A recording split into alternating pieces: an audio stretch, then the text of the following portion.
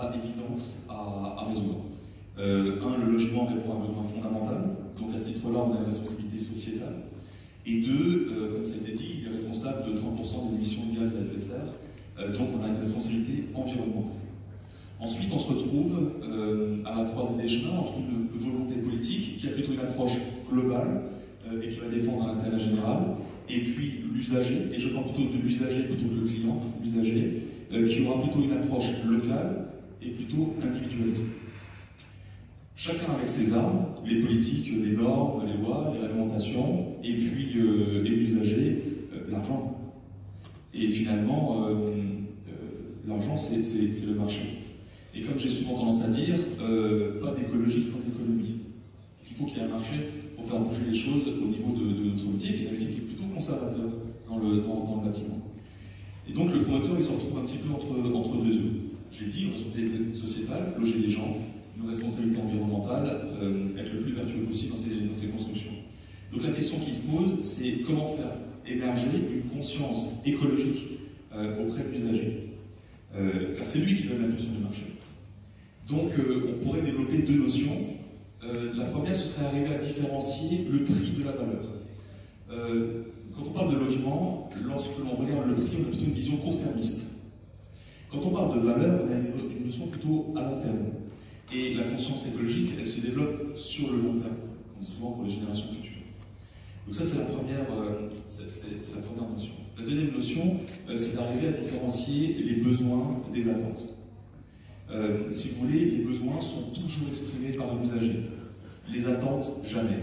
Dans les années 60, quand on a construit ces barres d'immeubles, je vais parler pour la France, le besoin était de loger les gens.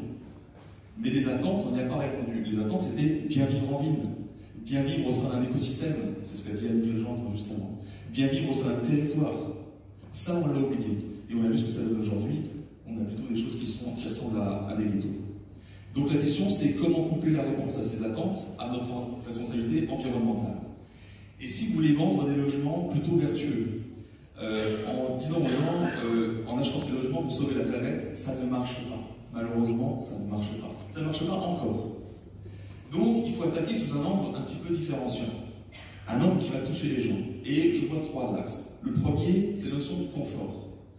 La notion de confort, dans le bâtiment, on a eu l'exemple d'une tour à Strasbourg qui est passive, donc sobre en énergie, ça veut dire que c'est bon pour la planète, on a un niveau d'isolation qui est extrêmement performant, donc pas d'énergie consommée, et sobre pour le porte-monnaie, donc bon pour l'usager.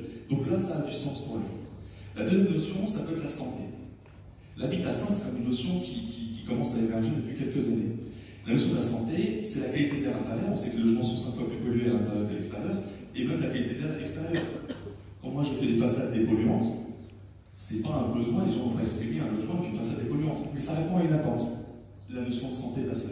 Le troisième axe, ce serait la sécurité.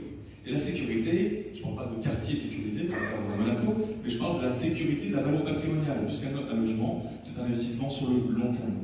Donc, un logement sur le long terme, ça nécessite une anticipation des futures normes et réglementations. Et je reviens sur la volonté politique du départ. Donc, si j'ai un bâtiment qui est vertueux, on arrive à faire comprendre aux gens que leur investissement immédiat, qui est peut-être un tout petit peu plus cher, a une vraie valeur patrimoniale à terme. Si vous développez ces trois notions, vous avez une écoute active. Et finalement, le marché devient à une vraie demande. Et là, vous commencez à enclencher quelque chose. Donc, pour terminer, je vois deux clés. L'éducation, l'innovation. L'éducation, parce que ça donne du sens. Les choses existent parce qu'on les nomme, et elles prennent sens parce qu'on les raconte. Donc, il faut donner du sens avec conviction. Et si on est adhérent du R1, c'est aussi parce qu'on a des convictions. Et deux, l'innovation. L'innovation, c'est la preuve que l'on agit pour quelque chose. Et l'année dernière, Idriss Aberkan, brillantissime, avait toujours ces trois notions par rapport à l'innovation. Il dit toujours l'innovation, c'est toujours ridicule, ensuite dangereux, ensuite évident. Je prends l'exemple de mes façades dépolluantes. Quand j'ai lancé ça, même en interne, on m'a dit mais c'est ridicule. Ensuite, on m'a dit mais c'est dangereux parce que ça coûte beaucoup plus cher et est-ce qu'on arrivera à vendre ces logements? On a fait un carton en vendant cette résidence à côté de Bâle, dans le sud de l'Alsace. Aujourd'hui, c'est devenu évident.